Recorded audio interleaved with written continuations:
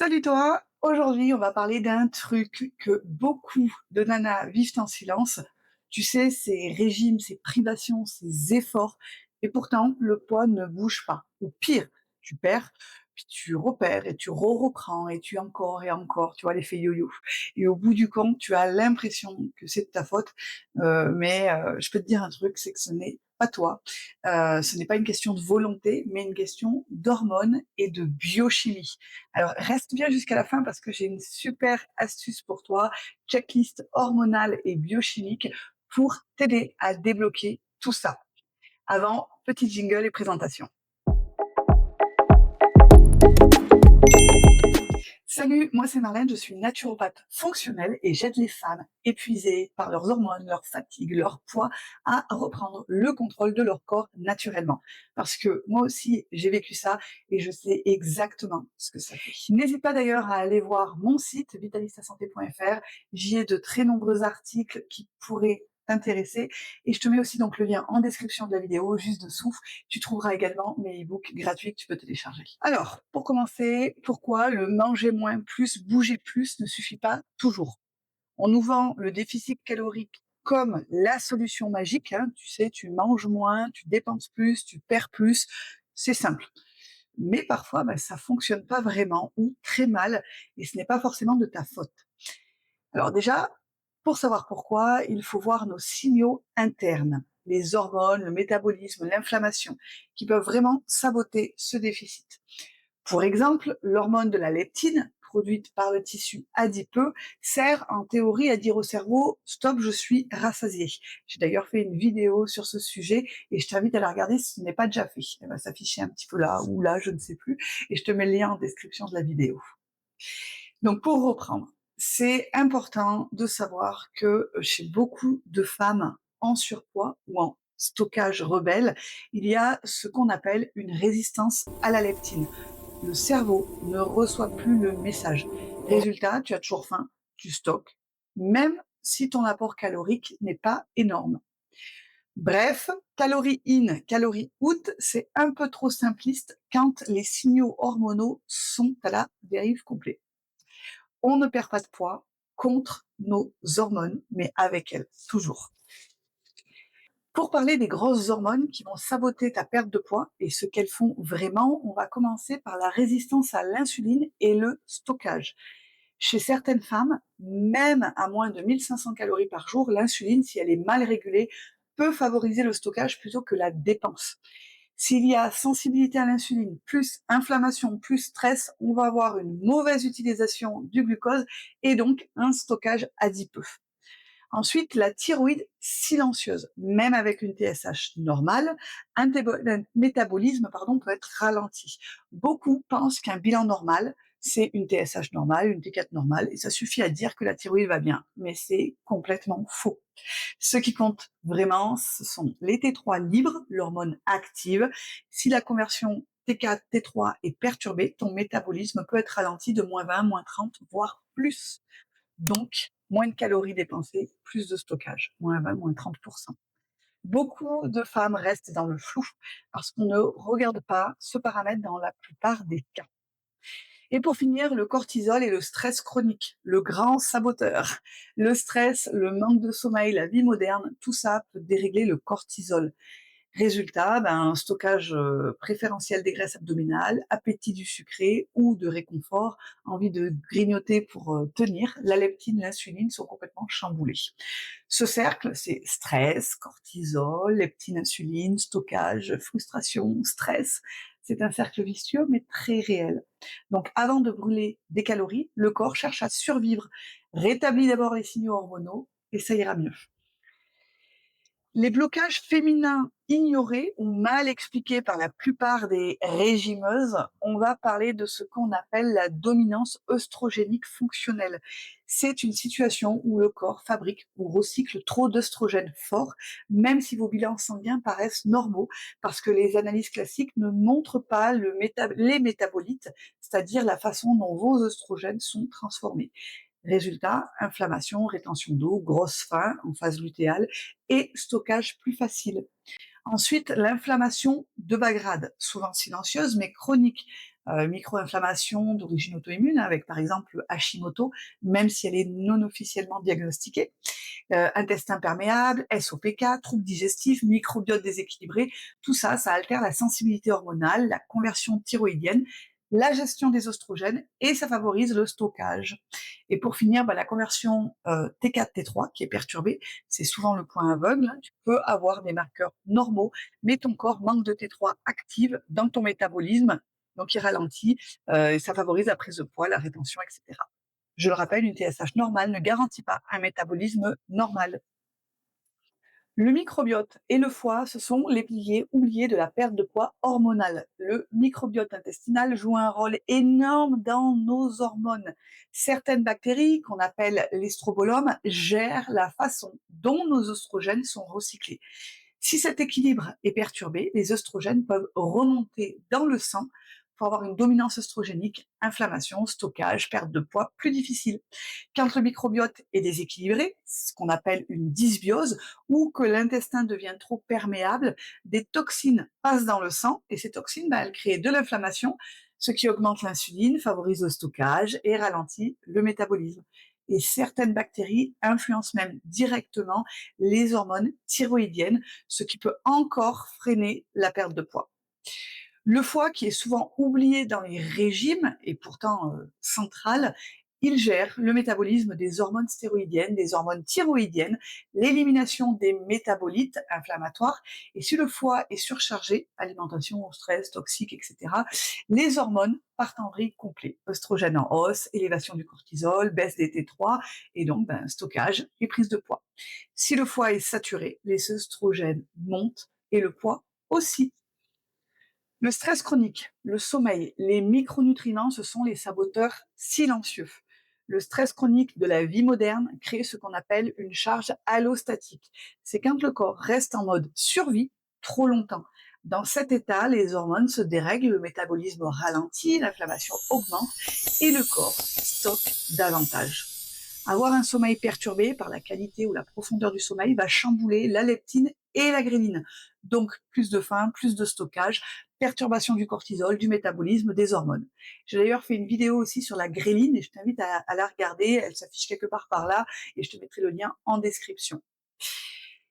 Donc, pour reprendre, les carences et les insuffisances fonctionnelles, souvent négligées, mais déterminantes aussi, comme par exemple la B12 inactive va favoriser la fatigue et le métabolisme ralenti. La ferritine basse, c'est pas assez de fer pour soutenir la production d'hormones thyroïdiennes efficacement. Un manque de vitamine D va favoriser la résistance à l'insuline et va favoriser l'inflammation. Oméga 3 faible, c'est une inflammation accrue, rétention d'eau, difficulté à perdre du poids. Un magnésium bas, c'est un cortisol élevé, une insuline perturbée et donc du stockage. Tout ça, c'est invisible au premier regard, mais cumulable, c'est silencieux et insidieux. Alors, avant de parler de régime, pose-toi ces 3 questions essentielles. Car si tu te demandes pourquoi je n'y arrive pas malgré mes efforts, commence par ça. Première question, est-ce que mon corps stocke parce qu'il est en mode stress, survie, cortisol, adrénaline, inflammation, etc. Est-ce qu'il lui manque des hormones actives comme la T3, progestérone, etc. Et en troisième question, est-ce qu'il est en inflammation chronique à cause du microbiote, des intestins, de l'oestrogène, de l'auto-immunité, etc. Cette triple question simple donne un cadre clair avant même de penser manger moins, manger mieux.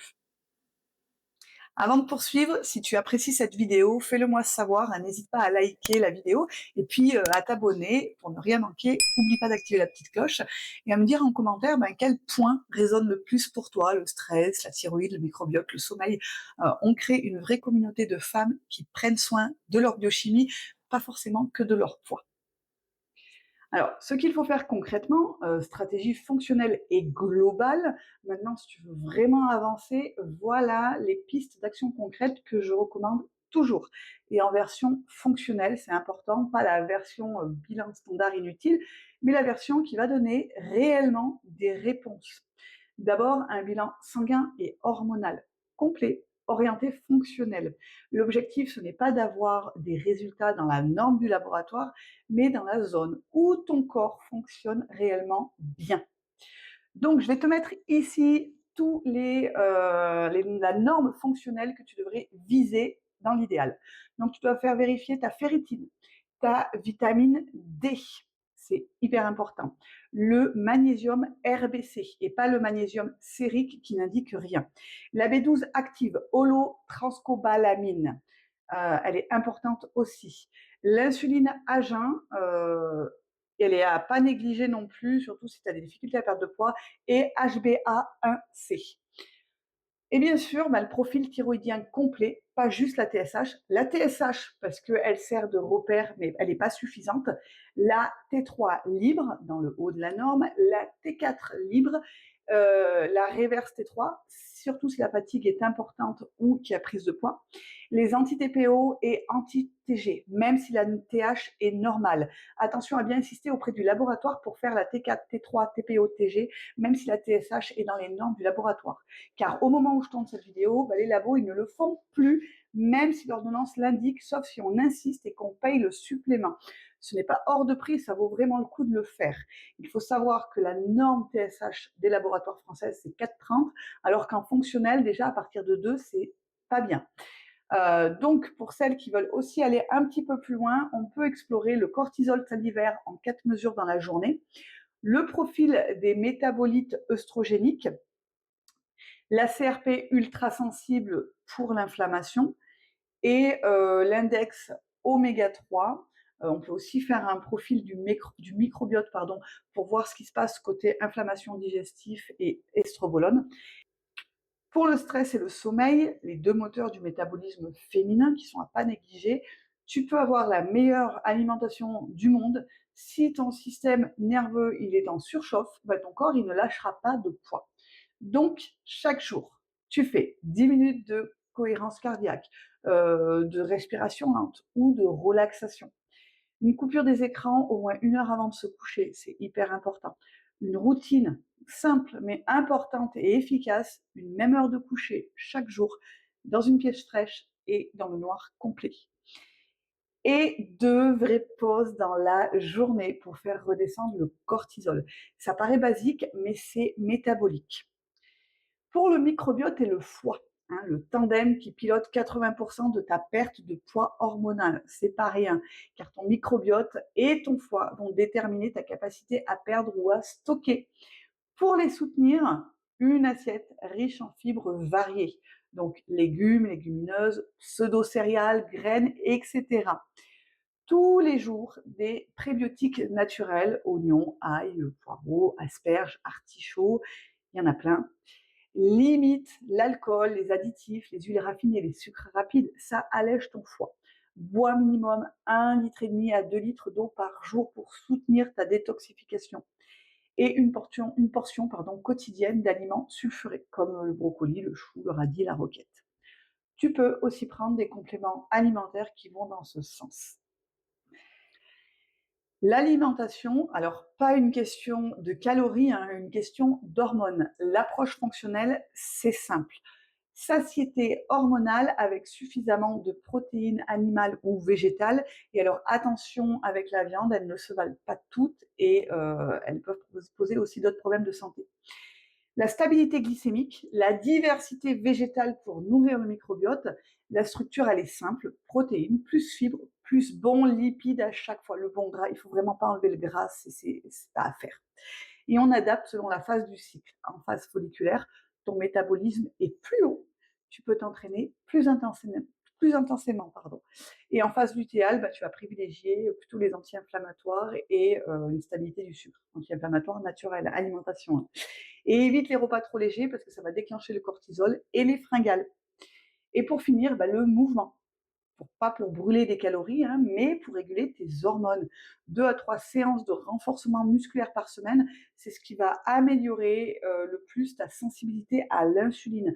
20 à 30 minutes de marche par jour, surtout après les repas, c'est très important. et des activités lentes comme le yoga, le pilate, pardon, la mobilité. Elles sont parfaites pour réguler le cortisol. Pardon.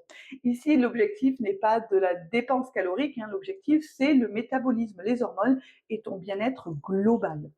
Alors voilà, si tu mets en place déjà une partie de tout ça, tu donnes à ton corps les vraies conditions pour rééquilibrer ses hormones et enfin perdre du poids, mais de manière durable et physiologique.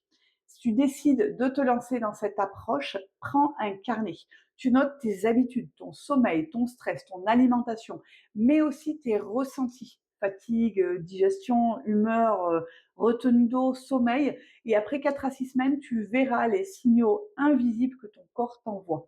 Et c'est souvent là que tout se débloque. Les blocages, il n'y en a plus. En résumé, ce n'est ni de ta faute, ni une question de volonté, c'est ta biochimie. Alors, si tu as aimé la vidéo, n'hésite pas à la partager à une amie qui galère, hein, parce que beaucoup de femmes le vivent en silence. Et surtout, ben, dis-moi en commentaire si tu veux qu'on fasse aussi un mini protocole hormonal et bien-être, alimentaire, sommeil, stress, microbiote. Je te le prépare pour toi. À très vite pour de nouvelles vidéos et surtout, prends soin de ta biochimie, pas seulement de ton reflet.